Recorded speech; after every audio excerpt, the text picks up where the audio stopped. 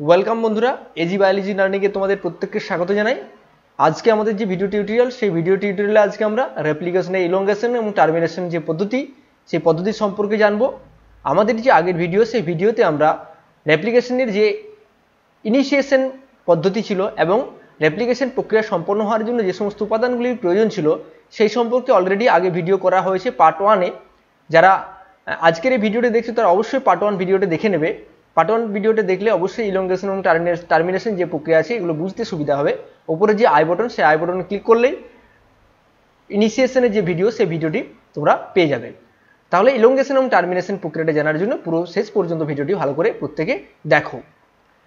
আমরা জানি যে বিভিন্ন প্রকার যে এনজাইমগুলো, সেই এনজাইমগুলোর সহায়তায় বিশেষত helicase, DNA A, DNA C, DNA B, gyrase, টোপোআইসোমারের যে এনজাইমগুলো ছিল, সেই এনজাইমগুলোর সহায়তায় কী হয়, দুটো তন্ত্রী বা দুটো স্ট্র্যান্ড, প্যারেন্টাল স্ট্র্যান্ড পরস্পর থেকে পৃথক হয়ে যায় এবং ওয়াই আকৃতির যে ফর্ক সৃষ্টি হয়, সেই ফর্ককে বলা হয় রেপ্লিকেশন ফর্ক।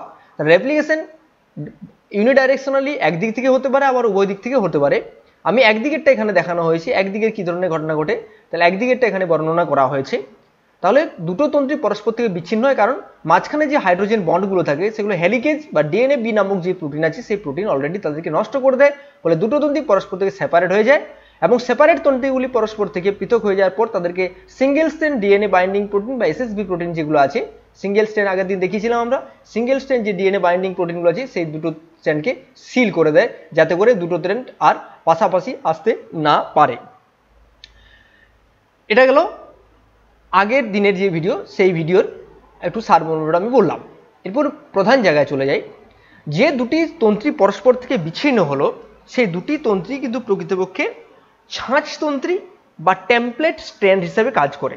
অর্থাৎ এখানে যে দুটি তন্ত্রী পরস্পর থেকে পৃথক হয়েছে তারা প্রত্যেকেই ছাঁচতন্ত্রী বা টেমপ্লেট স্ট্র্যান্ড। তাহলে এটাও হলো টেমপ্লেট স্ট্র্যান্ড, আবার এটাও টেমপ্লেট স্ট্র্যান্ড। অর্থাৎ 3' to 5', 3' to 5' অভিমুখী যে তন্ত্রী সেটাও টেমপ্লেট তন্ত্রী, আবার 5' to 3' অভিমুখী যে তন্ত্রী সেটাও কিন্তু টেমপ্লেট স্ট্র্যান্ড। ডিএনএ সিনথেসিসের জন্য প্রধান যে এনজাইম, সেই এনজাইম আছে ডিএনএ পল 3। আমরা আগের দিন বলেছিলাম যে ডিএনএ পল 3 হলো প্রধান পলিমারাইজেশন বা নিউক্লিওটাইড সংযোজনকারী একটা এনজাইম। কিন্তু ডিএনএ পলিমারেজ শুধুমাত্র আরএনএ ছাড়া কাজ করতে পারে না, আরএনএ ডিপেন্ডেন্ট। এটা আরএনএ ডিপেন্ডেন্ট, অর্থাৎ আরএনএ যদি সৃষ্টি হয় তবে এ কাজ করতে পারে। কোথায় করতে পারে না, 5' to 3' অভিমুখে। অর্থাৎ যেদিকে 5' ফাঁকা আছে শুধুমাত্র সেই দিকেই নতুন তন্ত্রীর বা নতুন নিউক্লিওটাইডের সংযোজন ঘটাতে পারে, অন্যদিকে নতুন নিউক্লিওটাইডের সংযোজন ঘটাতে পারে না। তাহলে আরএনএ প্রাইমারের প্রয়োজন হয় ডিএনএ পলিমারেজে কাজ করার জন্য। আরএনএ প্রাইমারের প্রয়োজন হয়। আরএনএ প্রাইমার আমরা আগের দিন বলেছিলাম, আরএনএ প্রাইমার। যেমন বাড়িতে রং করার জন্য আমরা প্রথমে প্রাইমার দিই, প্রাইমারের কাজ হচ্ছে রংটাকে সঠিকভাবে ধরে রাখার জন্য। সে একই রকমভাবে ডিএনএ পলিমারেজকে কাজ করার জন্য কিন্তু আরএনএ প্রাইমারের প্রয়োজন হয় এবং দুটো তন্ত্রীর মধ্যে নতুন স্ট্র্যান্ড এবং ওল্ড স্ট্র্যান্ড অর্থাৎ টেমপ্লেট দুটোর মধ্যে বন্ডটাও সংযুক্তকরণ দৃঢ় করার জন্য কিন্তু প্রাইমার ব্যবহৃত হয়। তাহলে যে এনজাইমের সহায়তায় প্রাইমার সৃষ্টি হয়, যে এনজাইমের সহায়তায় ক্ষুদ্র নিউক্লিওটাইড যুক্ত যে প্রাইমারের সৃষ্টি হয়, এটা সাধারণত কত বলেছিলাম আগের দিন, এটা 10 থেকে 15টা পর্যন্ত নিউক্লিওটাইড থাকতে পারে। অর্থাৎ যে প্রাইমার সৃষ্টি হচ্ছে সেই প্রাইমারের নিউক্লিওটাইডের সংখ্যা হচ্ছে 10 থেকে 15টি, তার বেশি কিন্তু নিউক্লিওটাইড থাকে না। তো 10 থেকে 15টি নিউক্লিওটাইড বিশিষ্ট প্রাইমার সৃষ্টি হয় এবং প্রাইমার কার জন্য সৃষ্টি হয়, যে এনজাইমের জন্য সৃষ্টি হয় সেটা হচ্ছে প্রাইমেজ। মনে রাখবে প্রত্যেকে, সেটা হচ্ছে প্রাইমেজ। অর্থাৎ প্রাইমেজ এনজাইমের সহায়তায় প্রাইমার সৃষ্টি হয়। এরপর ডিএনএ পলিমারেজ, অর্থাৎ ডিএনএ সৃষ্টির জন্য বা ডিএনএ উৎপাদনের জন্য যে প্রধান এনজাইম, সেই ডিএনএ পলিমারেজ এনজাইম কিন্তু এরপর এখানে কাজ করতে শুরু করে। ডিএনএ যে পলিমারেজ এনজাইম, সেই ডিএনএ পলিমারেজ এনজাইম 5' থেকে 3' অভিমুখে এরপর ডিএনএর সিনথেসিস হয়। তাহলে আমরা ধরে নিলাম এটা হচ্ছে ডিএনএ পল এনজাইম। এটা ডিএনএ পল এনজাইম। সেই ডিএনএ পল এনজাইম এটা হচ্ছে DNA polymerase enzyme. DNA polymerase enzyme এখানে প্রাইমেজ এনজাইমের সহায়তায় আরএনএ প্রাইমার গঠিত হয়েছে। এটা আরএনএ প্রাইমার। তাহলে 5' থেকে 3' অভিমুখে এটা সিনথেসিস ঘটাতে সক্ষম। 5' থেকে 3' অভিমুখে আমরা জানি যে প্রত্যেকটি নিউক্লিওটাইডের যে প্রত্যেকটি নিউক্লিওটাইড বেসের যে OH ফ্রি OH যে মূলক আছে OH মূলক সেটা কোন প্রান্তে থাকে, সেটা 3 প্রান্তে থাকে। নিচের দিকে হচ্ছে 5 প্রান্ত আর উপরের দিকে হচ্ছে 3 প্রান্ত। তাহলে 3 প্রান্তের দিকে নিউক্লিওটাইডের সংযোজন ঘটে। তাহলে এই দিকটা হলো 5 প্রান্ত, এদিকে 3 প্রান্ত। এরপর আরএনএ প্রাইমারের সহায়তায় এবং প্রাইমেজ আরএনএ প্রাইমার, এটা হচ্ছে আরএনএ প্রাইমার তৈরি করা উৎপাদন এনজাইমের নাম প্রাইমেজ এবং ডিএনএ পলিমারেজ, উভয়ে মিলে এখানে একটা বিশেষ একক গঠন করে যাকে প্রাইমোজোম বলা হয়। প্রত্যেকে মনে রাখবে একে প্রাইমোজোম বলা হয়, প্রাইমোজোম। অর্থাৎ ডিএনএ সিনথেসিসের ইনিশিয়েশন বা প্রাথমিক পর্যায়ে প্রাইমেজ এনজাইম, আরএনএ প্রাইমার এবং ডিএনএ পলিমারেজ 3 এই তিনটে মিলে যে বিশেষ একক গঠন করে তাকে প্রাইমোজোম বলা হয়। এরপর কি হয় না, এরপর ক্ষুদ্র ক্ষুদ্র নিউক্লিওটাইডগুলির সংযোজন ঘটাতে থাকে। ক্ষুদ্র নিউক্লিওটাইডগুলির সংযোজন ঘটায় ডিএনএ পলিমারেজ 3 নামক যে এনজাইম, সেই ডিএনএ পলিমারেজ 3 ক্ষুদ্র ক্ষুদ্র নিউক্লিওটাইডের সংযোজন ঘটায় এবং 5 প্রাইম থেকে 3 প্রাইম অভিমুখে ডিএনএ সংশ্লেষের কাজ করে থাকে। প্রাইমার পর থেকে এই যে OH গ্রুপ আছে, এই OH গ্রুপের সঙ্গে পূর্ববর্তী যে নিউক্লিওটাইড, সেই নিউক্লিওটাইডের যে ফসফেট গ্রুপ, সেই ফসফেট গ্রুপের মধ্যে কি হয়, ফসফোডাইএস্টার বন্ধন সৃষ্টি হয়। তাহলে 3 প্রাইমের OH এবং পরবর্তী যে নিউক্লিওটাইড তার যে PO4 বা ফসফেট গ্রুপের সঙ্গে যে বন্ধন তৈরি হয়, সেই বন্ধন হচ্ছে ফসফোডাইএস্টার বন্ধন। অর্থাৎ নিউক্লিওটাইডগুলো পরস্পরের সঙ্গে ফসফোডাইএস্টার বন্ধন দ্বারা তৈরি হয়, পরস্পর যুক্ত হয়। অর্থাৎ পুঁতির মালা গাঁথার সময় আমরা যেন সূচ দিয়ে প্রত্যেকটা পুঁতিকে গলিয়ে গোলানো হয় এবং সুতো দ্বারা প্রত্যেকটা আবর্তিত হয়, এখানে সুতোর কাজটা করে ফসফোডাইএস্টার বন্ধন, এবং সূচের কাজটা করে, প্রকৃতপক্ষে সূচের কাজটা করে কিন্তু ডিএনএ পলিমারেজ এনজাইম, সেই ডিএনএ পলিমারেজ এনজাইম সূচের কাজ করে, তাহলে সিনথেসিস ঘটে। তাহলে 5 প্রাইম থেকে 3 প্রাইম অভিমুখে 5 প্রাইম এর এন্ড হচ্ছে 3 প্রাইম, 5 প্রাইম থেকে 3 প্রাইম অভিমুখে সিনথেসিস ঘটে একটা স্ট্যান্ডে। অপরপক্ষে অন্য টেমপ্লেট স্ট্যান্ডে কিন্তু অন্যরকম ঘটনা লক্ষ্য করি। অপর টেমপ্লেট স্ট্যান্ডে কিন্তু এদিকে কিন্তু 5 প্রাইমের ফাঁকা নেই, এদিকে 3 প্রাইম ফাঁকা। ফলে একে যদি খণ্ড খণ্ড করে ভাঙা হয়, তাহলে এটা হচ্ছে 3 প্রাইম আর এদিকে হচ্ছে 5 প্রাইম। তাহলে ডিএনএ সিনথেসিস এক্ষেত্রে উল্টো দিকের থেকে সম্পন্ন হয়। কোন দিক থেকে? উল্টো দিক থেকে। এদিকে যেমন প্যারালালি সোজাসুজিভাবে উপরের দিকে সম্পন্ন হচ্ছিল, এটা কিন্তু উল্টো দিকে সম্পন্ন হয়। এক্ষেত্রে কোন প্রান্তে? যে স্ট্যান্ডটা হচ্ছে 5 প্রাইম টু 3 প্রাইম অভিমুখী, সেই স্ট্যান্ডে কিন্তু ডিএনএ সিনথেসিস উল্টো দিক থেকে সম্পন্ন হয়। একই রকমভাবে এখানেও ডিএনএ পলিমারেজ এনজাইমের সহায়তায়, এখানে ডিএনএ পলিমারেজ এনজাইম, সেই ডিএনএ পলিমারেজ এনজাইম এর সহায়তায় ডিএনএ পল 3 ডিএনএ পলিমারেজ 3 এনজাইম ক্রিয়া করতে শুরু করে। কিন্তু আমরা জানি যে ডিএনএ পলিমারেজ এনজাইম এমনি ক্রিয়া করতে পারে না, তার জন্য আরএনএ প্রাইমারের একটা ক্ষুদ্র আরএনএ প্রাইমারের প্রয়োজন হয়। ক্ষুদ্র আরএনএ প্রাইমার তৈরি হওয়ার পর এখানে কিন্তু ধীরে ধীরে নিউক্লিওটাইডের সংযোজন ঘটে এবং নিউক্লিওটাইড সংযোজনের দ্বারা ডিএনএ পলিমারেজ 3 শৃঙ্খলকে কি করে? বৃদ্ধি ঘটায়। তাহলে এটা কি হলো?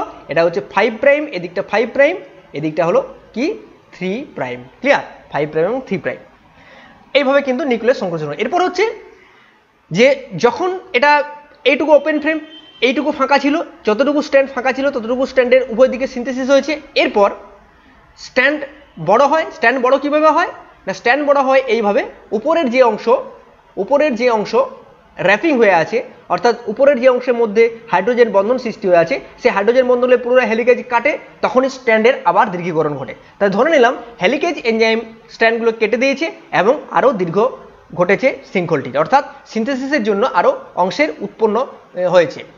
তাহলে একদিকে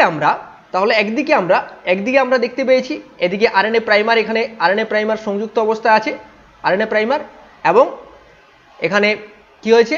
এখানে কন্টিনিউয়াসলি সিনথেসিস ঘটেছে, এদিকে কন্টিনিউয়াসলি ডিএনএর সিনথেসিস ঘটেছে, কন্টিনিউয়াসলি এতটা পর্যন্ত সিনথেসিস হয়েছিল। এই পরিমাণ অংশটা বর্তমানে ফাঁকা হয়েছে, এইটুকু অংশটা বর্তমানে র্যাপিং হওয়ার ফলে ফাঁকা হয়েছে, আনর্যাপ হওয়ার পরে ফাঁকা হয়েছে।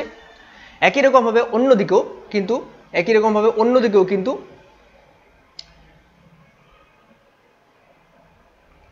এখানে এখানে আরএনএ প্রাইমার, এখানে আরএনএ প্রাইমারের সৃষ্টি হয়েছে, এটা আরএনএ প্রাইমার, এবং এখান থেকেও কিন্তু সৃষ্টি হয়েছে কি, এখান থেকে সৃষ্টি হয়েছে নতুন নতুন স্ট্যান্ডের। তাহলে স্ট্যান্ডগুলো ছিল, এটা 5 প্রাইম, আমি লিখে দিচ্ছি আবার, এটা ছিল 5 প্রাইম অভিমুখী, এটা হচ্ছে 5 প্রাইম, সরি এটা ছিল 5 প্রাইম অভিমুখী, এটা ছিল 5 প্রাইম থেকে এটা 3 প্রাইম, আর এটা ছিল এই দিক থেকে 5 প্রাইম থেকে 3 প্রাইম। এখন ডিএনএ পলিমারেজ নামক যে এনজাইম, সে ডিএনএ পলিমারেজ নামক এনজাইম কিন্তু যে তন্ত্রীর অভিমুখ 3 প্রাইম টু 5 প্রাইম থেকে 3 প্রাইম অভিমুখে, সেই তন্ত্রীতে সে কিন্তু কন্টিনিউয়াসলি যত ফ্রেমটার উৎপন্ন হবে ততই কিন্তু কন্টিনিউয়াসলি সে কিন্তু নতুন স্ট্যান্ড তৈরি করে যাবে, অর্থাৎ কন্টিনিউ হবে নতুন স্ট্যান্ড বা নতুন নিউক্লিওটাইডের সংযোজনের মাধ্যমে নতুন স্ট্যান্ড তৈরি করবে। ঘটনাটা উল্টো ঘটে কার ক্ষেত্রে? ঘটনাটা উল্টো ঘটে যার ক্ষেত্রে, সেটা হচ্ছে 5 প্রাইম টু 3 প্রাইম যে টেমপ্লেট স্ট্যান্ড আছে তার এগনেস্টে 5 প্রাইম টু 3 প্রাইম অভিমুখে যে সিনথেসিস করে সেখানে ঘটে। সেখানে কি হয়, সেখানে যেহেতু রিডিং ফ্রেম, যেহেতু রিডিং ফ্রেমটা, যে ফ্রেমটা রিডিং ছিল সেই ফ্রেমটা সিনথেসিস হয়ে গেছে, নতুন করে আরও রিডিং ফ্রেমের কিছু অংশ এসেছে, তাহলে সেক্ষেত্রে কি হয় না, সেক্ষেত্রে কন্টিনিউয়াসলি ডিএনএ পলিমারেজ সিনথেসিস ঘটাতে পারে না, সেক্ষেত্রে বিচ্ছিন্নভাবে ডিএনএ পলিমারেজের সিনথেসিস ঘটে। অর্থাৎ এক্ষেত্রে ডিএনএ পলিমারেজ এক্ষেত্রে ডিএনএ পল নামক যে এনজাইম আছে, সেই ডিএনএ পল এনজাইম, এটা ধরে নিলাম ডিএনএ পল এনজাইম, সেই ডিএনএ পল এনজাইম কিন্তু সিনথেসিস কিন্তু কন্টিনিউভাবে সম্পন্ন করে, অর্থাৎ এইটুকু অংশটার সিনথেসিস ঘটাবে, কিন্তু পূর্ববর্তী যে শৃঙ্খলটা সিনথেসিস হয়েছিল তার সঙ্গে কিন্তু সংযুক্তিকরণ থাকবে না, অর্থাৎ বিচ্ছিন্ন হয়ে ডিএনএ সিনথেসিস করবে। রিডিং ফ্রেম ওপেন হবে, সেইটুকুর একটু সংশ্লেষ হবে প্রাইমার সহযোগে, আবার রিডিং ফ্রেম ওপেন হবে, আবার নতুন করে ডিএনএ সিনথেসিস শুরু হবে। তাহলে অন্য স্ট্যান্ডের যে সিনথেসিস প্রক্রিয়া সেটা এইভাবে হয়ে থাকে 5 প্রাইম টু 3 প্রাইম। তাই এটা কি হয়, এটা কতগুলো অংশে এগুলোকে বিভক্ত করে নেওয়া হয়, 5 prime to 3 prime, 3 prime to 5 prime, 5 prime to 3 prime. এটা ছবিটা যদি এইভাবে লুপের সৃষ্টি হয়, যে লুপের মধ্যে ডিএনএ পলিমারেজ, এটা ধরে নিলাম ডিএনএ পলিমারেজ, ডিএনএ পল নামক এনজাইম, সেই ডিএনএ পল এনজাইম লুপের ভেতরে, অর্থাৎ 3 প্রাইম টু 5 প্রাইম কোনটা আছে, এইটুকুটা 3 প্রাইম টু 5 প্রাইম, লুপের মধ্যে 3 প্রাইম টু 5 প্রাইম অভিমুখী যতটুকু অংশ আসবে সেই ততটুকু অংশ ডিএনএ তৈরি হবে এবং এটা বেরিয়ে যাবে। বেরিয়ে যাওয়ার পর যখন এখানে ডিএনএ আরও আনরেফ খুলে যাবে, তখন সেই অংশটা এসে আবার এই লুপের ভিতরে প্রবেশ করবে এবং তার 3 প্রাইম টু 5 প্রাইম অভিমুখী ডিএনএর সিনথেসিস ঘটবে। ফলে কি হবে, ফলে যে ঘটনাটা লক্ষ্য করা যায় সেটা হচ্ছে একটা স্ট্যান্ডে কন্টিনিউয়াস সিনথেসিস, একটা স্ট্যান্ড ডিসকন্টিনিউয়াস সিনথেসিস লক্ষ্য করা যায়। যে স্ট্যান্ডে কন্টিনিউয়াস সিনথেসিস অর্থাৎ 5 প্রাইম টু 3 প্রাইম স্ট্যান্ডে কন্টিনিউয়াস সিনথেসিস লক্ষ্য করা যায়, সেই স্ট্যান্ডটাকে বলা হয়, সেই নির্দিষ্ট স্ট্যান্ডটাকে বলা হয় লিডিং স্ট্র্যান্ড। লিডিং মনে রাখবে প্রত্যেকে, লিডিং স্ট্র্যান্ড একে বলা হয় লিডিং স্ট্র্যান্ড। অর্থাৎ 5 প্রাইম থেকে 3 প্রাইম অভিমুখে যে কন্টিনিউয়াস, আমি লিখে দিচ্ছি এখানে, কন্টিনিউয়াস যে তন্ত্রীর সৃষ্টি হয় সেই তন্ত্রীকে বলা হয় লিডিং স্ট্র্যান্ড। অপরপক্ষে যে তন্ত্রীতে ডিসকন্টিনিউটি হবে, অর্থাৎ বিচ্ছিন্নভাবে ডিএনএর সিনথেসিস ঘটে, সেই তন্ত্রীকে বলা হয় ল্যাগিং স্ট্র্যান্ড। ল্যাগিং স্ট্র্যান্ড এর নামকরণ হওয়ার কারণ আছে, লিডিং স্ট্র্যান্ড অর্থাৎ দ্রুত সিনথেসিস হয় সেই জন্য লিডিং স্ট্র্যান্ড, ল্যাগিং মানে ধীরে ধীরে সিনথেসিস হয় সেই জন্য ল্যাগিং স্ট্র্যান্ড বলা হয়। এটার অভিমুখ কত, এটার অভিমুখ কিন্তু 5 প্রাইম টু 3 প্রাইম অভিমুখে হয়, এটা কিন্তু ডিসকন্টিনিউ ভাবে সম্পন্ন হয়, ডিসকন্টিনিউ অর্থাৎ বিচ্ছিন্নভাবে সম্পন্ন হয়। এবং ল্যাগিং স্ট্র্যান্ডে যে ক্ষুদ্র ক্ষুদ্র খণ্ডগুলি পাওয়া যায়, ডিএনএ ক্ষুদ্র, ল্যাগিং স্ট্র্যান্ডে যে ক্ষুদ্র ক্ষুদ্র ডিএনএ খণ্ডগুলি পাওয়া যায়, আমি অনেকগুলো দেখাচ্ছি এখানে তাহলে বুঝতে তোমাদের সুবিধা হবে। যে ক্ষুদ্র ক্ষুদ্র ডিএনএ খণ্ডগুলি পাওয়া যায় ল্যাগিং স্ট্র্যান্ডে, যে ক্ষুদ্র ক্ষুদ্র ডিএনএ খণ্ডগুলি পাওয়া যায়, এখানে প্রাইমার একটা যোগ হবে, সরি প্রাইমার দিয়ে একটা এখানে যোগ করে দিই, তাহলে এটা প্রাইমার হলো। যে ক্ষুদ্র ক্ষুদ্র যে ডিএনএ খণ্ডগুলি পাওয়া যায়, এই খণ্ডগুলির নাম হচ্ছে, প্রত্যেকে মনে রাখবে, একে বলা হয় ওকাজাকি, একে বলা হয় ওকাজাকি ফ্র্যাগমেন্ট। Okazaki fragment. তাহলে এগুলোকে বলা হয় ওকাজাকি ফ্র্যাগমেন্ট। তাহলে একটা তন্ত্রীতে কন্টিনিউয়াস সিনথেসিস ঘটে, একটা তন্ত্রীতে ডিসকন্টিনিউয়াস সিনথেসিস ঘটে। যে তন্ত্রীতে কন্টিনিউয়াস সিনথেসিস ঘটে সেই তন্ত্রীকে বলা হয় লিডিং স্ট্র্যান্ড, আর যে তন্ত্রীতে বিচ্ছিন্নভাবে ডিএনএ এর সিনথেসিস ঘটে সেই তন্ত্রীকে বলা হয় ল্যাগিং স্ট্র্যান্ড। এবং ল্যাগিং স্ট্র্যান্ডে যে বিচ্ছিন্ন খণ্ড খণ্ড ডিএনএ খণ্ডগুলির সৃষ্টি হয়, সে খণ্ডিত ডিএনএগুলিকে বলা হয় ওকাজাকি ফ্র্যাগমেন্ট। প্রত্যেকে মনে রাখবে, এদেরকে বলা হয় ওকাজাকি ফ্র্যাগমেন্ট। এরপর নেক্সট হচ্ছে DNA polymerase. DNA polymerase 1, DNA polymerase 1 চলে যাচ্ছে এরপর মেন কাজে, ডিএনএ পল 1। তাহলে ডিএনএ পল 1 আমরা আগের দিন বলেছিলাম, ভিডিওটি প্রত্যেকে দেখে নেবে। ডিএনএ পল 1, ডিএনএর মধ্যে কখনোই আরএনএ থাকতে পারে না, এগুলো প্রত্যেকটা আরএনএ, কিন্তু এগুলো প্রত্যেকটা আরএনএ। কোনো ডিএনএর মধ্যে কিন্তু কখনোই আরএনএ থাকতে পারে না, মিউটেশন ঘটে যেতে পারে, তাহলে আরএনএ থাকতে পারে না। ডিএনএ পল 1 এর কাজ হচ্ছে রিমুভ অফ আরএনএ প্রাইমার, অর্থাৎ যে আরএনএ প্রাইমারগুলি ডিএনএ পলিমারেজকে কাজ করার জন্য সহায়তা করেছিল, অর্থাৎ নতুন সিনথেসিস স্ট্র্যান্ডের মধ্যে যে আরএনএগুলি যুক্ত হয়ে আছে সে আরএনএগুলিকে যে রিমুভ করে সে হচ্ছে ডিএনএ পলিমারেজ 1 এনজাইম। তাহলে ডিএনএ পলিমারেজ 1 এনজাইম সমস্ত জায়গা, যে সমস্ত জায়গাগুলিতে আরএনএ ছিল, প্রাইমার ছিল, সেই সমস্ত জায়গার আরএনএগুলিকে কি করে, সেখান থেকে রিপ্লেস করে দেয়, সেই স্থান থেকে রিপ্লেস করে দেয় এবং নতুন করে ডিএনএ অংশের সৃষ্টি করে, নতুন করে ডিএনএ অংশের সৃষ্টি করে, অর্থাৎ নতুন নিউক্লিওটাইডের সংযোজন ঘটায়। যে স্থান থেকে আরএনএ রাইবোনিউক্লিক অ্যাসিডগুলিকে দূরীভূত করেছিল সেই অংশগুলিতে ডিঅক্সি রাইবোনিউক্লিক অ্যাসিডের অন্তর্ভুক্তিকরণ ঘটায়। কারণ আরএনএ মানে রাইবোনিউক্লিক অ্যাসিড, তাহলে রাইবোনিউক্লিক অ্যাসিডগুলোকে বার করে দেয় এবং ডিঅক্সি রাইবোনিউক্লিক অ্যাসিডকে তার মধ্যে অন্তর্ভুক্তিকরণ ঘটায়। এরপর হচ্ছে প্রুফ রিডিং, খুব গুরুত্বপূর্ণ জিনিস, যেটা করে থাকে ডিএনএ পলিমারেজ 2, ডিএনএ পল 2 এর কাজ হচ্ছে প্রুফ রিডিং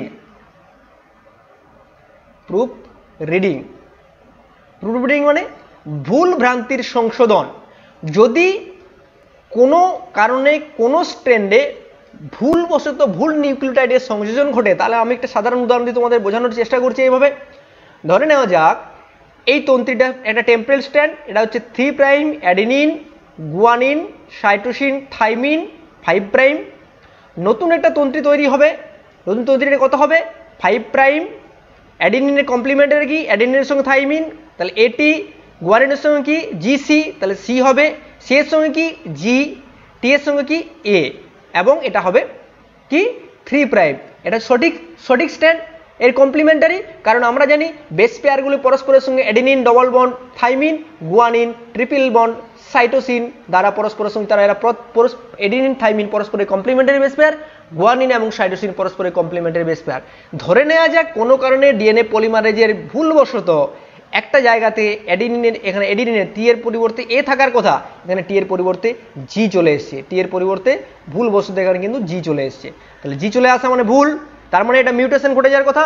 তাহলে যাতে করে মিউটেশন না ঘটে তার জন্য টোটালি ডিএনএ পল এটার প্রুফটাকে রিডিং করে, ফ্রেমটা রিডিং করে যে ফ্রেমটার মধ্যে কোনো ভুল ভ্রান্তি আছে কিনা। যদি ভুল ভ্রান্তি থাকে তাহলে সেই ভুলকে এররকে সেখান থেকে দূর করে সঠিক বেস পেয়ার যে থাকে, এখানে সঠিক বেস পেয়ার কি থাইমিনের জায়গায় অ্যাডেনিন, তার অন্তর্ভুক্তিকরণ ঘটায় এবং প্রুফ রিডিং প্রক্রিয়াকে কমপ্লিশন করে বা প্রুফ রিডিং প্রক্রিয়াকে সঠিকভাবে স্থানান্তরিত করে। নেক্সট হচ্ছে এখানে অকাজিকি যে ফ্র্যাগমেন্টগুলি আছে, সেই অকাজিকি ফ্র্যাগমেন্টগুলোকে কি হয় না পরস্পরের মধ্যে ফসফোডায়াস্টার বন্ধন সৃষ্টি ঘটায়। যে এনজাইম অ্যাকচুয়ালি প্রুফ রিডিংটা পরে হয়, আগে ফসফোডায়াস্টার বন্ধনগুলো তৈরি হয়ে যায়। যে এনজাইমের সহায়তায়, যে নির্দিষ্ট এনজাইমের সহায়তায় ওকাজাকি ফ্র্যাগমেন্টগুলো বা খণ্ডগুলো যুক্ত হয় তাকে বলা হয় ডিএনএ লাইগেজ। এটা কিসের মতো কাজ করে, এটা আঠা বা গ্লু এর মতো কাজ করে এবং ওকাজাকি ফ্র্যাগমেন্টগুলো পরস্পরের সঙ্গে যুক্ত করে একটা কন্টিনিউয়াস ডিএনএ তন্ত্রী সৃষ্টি করে, তারপর প্রুফ রিডিং হয়। একটু বলতে ভুল হলো এখানে, তারপরে প্রকৃতপক্ষে প্রুফ রিডিং হয়। তাহলে লাইগেজ এনজাইম ক্ষুদ্র ক্ষুদ্র ওকাজাকি ফ্র্যাগমেন্টগুলো পরস্পরের সঙ্গে যুক্ত করে কিসের দ্বারা, ফসফোডাইএস্টার বন্ধনের দ্বারা পরস্পরের সঙ্গে যুক্ত করে এবং একটা কন্টিনিউয়াস ডিএনএ স্ট্র্যান্ডের সৃষ্টি করে। তাহলে যত বেশি ইলংগেশন ঘটবে তত বেশি নতুন করে নিউ স্ট্র্যান্ডের সৃষ্টি হবে। তাহলে প্রত্যেকটা ডিএনএ এখানে যে ডিএনএ খণ্ডগুলো সৃষ্টি হলো, ডিএনএ স্ট্র্যান্ডগুলো সৃষ্টি হলো, এর মধ্যে প্রত্যেকের মধ্যে হাইড্রোজেন বন্ধন ফরমেশন হয়ে আছে, প্রত্যেকের মধ্যে হাইড্রোজেন বন্ধন ফরমেশন হয়ে আছে প্রত্যেক জায়গাতে। সেমি কনজারভেটিভ মডেল অনুযায়ী এটা হচ্ছে ওল্ড স্ট্র্যান্ড বা প্যারেন্টাল স্ট্র্যান্ড, এটা হচ্ছে new strand. Semi conservative model অনুযায়ী এটা হচ্ছে ওল্ড স্ট্র্যান্ড বা টেমপ্লেট স্ট্র্যান্ড, এটা হচ্ছে নিউ স্ট্র্যান্ড। এরপর কি হয়, ধীরে ধীরে কি হয়, টেমপ্লেট ডিএনএ যদি পরস্পর টার্মিনেশন প্রক্রিয়া কি হয় না, টার্মিনেশন প্রক্রিয়া যখন সম্পন্ন হয়, টার্মিনেশন প্রক্রিয়া কি হয়, সম্পূর্ণ টেমপ্লেট ডিএনএগুলি আলাদা হয়ে যায়। তাহলে আমি এখানে দেখিয়ে দিচ্ছি, টার্মিনেশন প্রক্রিয়া যখন ঘটে, এটা একটা টেমপ্লেট ডিএনএ এবং এটা একটা টেমপ্লেট ডিএনএ পরস্পর থেকে আলাদা হয়ে যায় এবং তার সাথে সাথে প্রত্যেকটা টেমপ্লেট ডিএনএর সঙ্গে একটা করে নতুন সিনথেসিস ডিএনএ তন্ত্রী যুক্ত হয় এবং অপত্য ডিএনএর সৃষ্টি করে। তাহলে এটা অপত্য ডিএনএর সৃষ্টি হয়। এই হচ্ছে ডিএনএ রেপ্লিকেশন প্রক্রিয়ার ইলংগেশন এবং টার্মিনেশন প্রক্রিয়া। একই রকমভাবে যদি এটা আমাদের সার্কুলার ডিএনএর ক্ষেত্রে লক্ষ্য করা যায়, যদি আমরা সার্কুলার ডিএনএর ক্ষেত্রে লক্ষ্য করি, তাহলে সার্কুলার ডিএনএর ক্ষেত্রে আগের দিন দেখিয়েছিলাম আমরা যে এটা সার্কুলার একটা ডিএনএ, একটা স্ট্র্যান্ড, এটা সার্কুলার ডিএনএর আরেকটা স্ট্র্যান্ড, এরা পৃথক হবে, এটা একটা টেমপ্লেট স্ট্র্যান্ড এবং এটা একটা টেমপ্লেট স্ট্র্যান্ড। তার সঙ্গে সঙ্গে কী হবে, একটা নতুন স্ট্র্যান্ড বা নিউ স্ট্র্যান্ড ফরমেশন হয়ে সম্পূর্ণভাবে আলাদা হয়ে যাবে। এবং এটা ঘটনাটা কখন ঘটে, ঘটনাটা ঘটে কোষচক্রের কোন দশায়, কোষচক্রের সেল সাইকেলের ইন্টারফেজের এস দশায় সম্পন্ন হয়। আশা করি তোমরা ডিএনএ রেপ্লিকেশন প্রক্রিয়ার যে ইলংগেশন এবং টার্মিনেশন পদ্ধতিটা বলা হলো সেটা প্রত্যেকে বুঝতে পেরেছো। যদি আমার এই ভিডিওগুলো ভালো লেগে থাকে তাহলে অবশ্যই এই চ্যানেলটিকে শেয়ার, সাবস্ক্রাইব, লাইক, কমেন্ট করতে ভুলো না। প্রত্যেককে অসংখ্য ধন্যবাদ।